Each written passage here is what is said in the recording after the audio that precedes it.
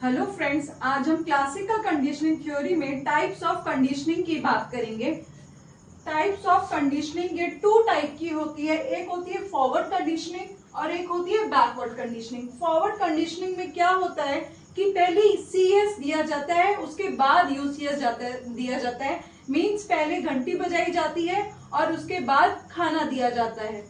अब forward conditioning three types की होती है। फर्स्ट है साइमल्टेनियस कंडीशनिंग। साइमल्टेनियस में क्या होता है, मतलब घंटी भी बज रही है और घंटी बजने के साथ ही आप उसको भोजन दे देते हो, यानी कि घंटी भी बज रही है और भोजन भी दे दिया। तो इसमें क्या होगा, इसमें कोई रिलेशन एस्टैब्लिश ही नहीं होगा। जब आप CS के साथ ही UCS दे देंगे तो बच्चा CS और UCS में डिफरेंस ही नहीं समझ पाएगा।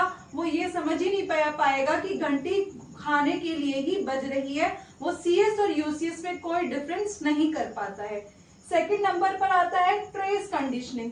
ट्रेस कंडीशनिंग में क्या होता है कि पहले घंटी बजाई जाती है, यानी कि CS दिया जाता है और उसके बाद UCS दिया जाता है, लेकिन CS और UCS के बीच में एक लंबा गैप रख दिया जाता है। इसमें भी कोई रिलेशन एस्टैब्लिश नहीं होता है। उसे ये समझ ही नहीं आता है कि घंटी खाने के लिए बजाई गई है, क्योंकि CS बहुत पहले बजा दिया जाता है और UCS दिया जाता है, उसके बीच में बहुत लंबा गैप रख दिया जाता है। CS यानी कि घंटी और UCS मीन्स भोजन, इन दोनों के बीच में बहुत ज्यादा गैप रख दिया जाता है। अब थर्ड नंबर पर आता है डिलेड कंडीशनिंग। ये बहुत ज्यादा इफेक्टिव होता है, इसमें एक स्ट्रॉन्ग बॉन्ड बनता है। क्यों?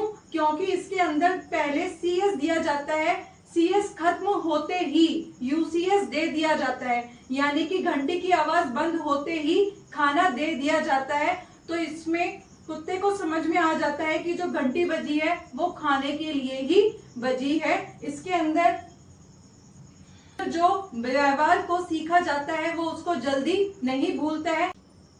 अब आता है बैकवर्ड कंडीशनिंग। बैकवर्ड कंडीशनिंग में क्या होगा कि पहले खाना दे दिया जाएगा, यानी कि UCS पहले दे दिया जाता है, उसके बाद CS दिया जाता है। अब जब खाना उसे पहले दे दिया, जो उसे चाहिए था वो उसे मिल गया, तो बाद में हम कितनी भी घंटी बजाए वो कोई कुछ भी नहीं सीखेगा। तो इसमें कोई रिलेशन एस्टैब्लिश होने की बात ही नहीं हो सकती।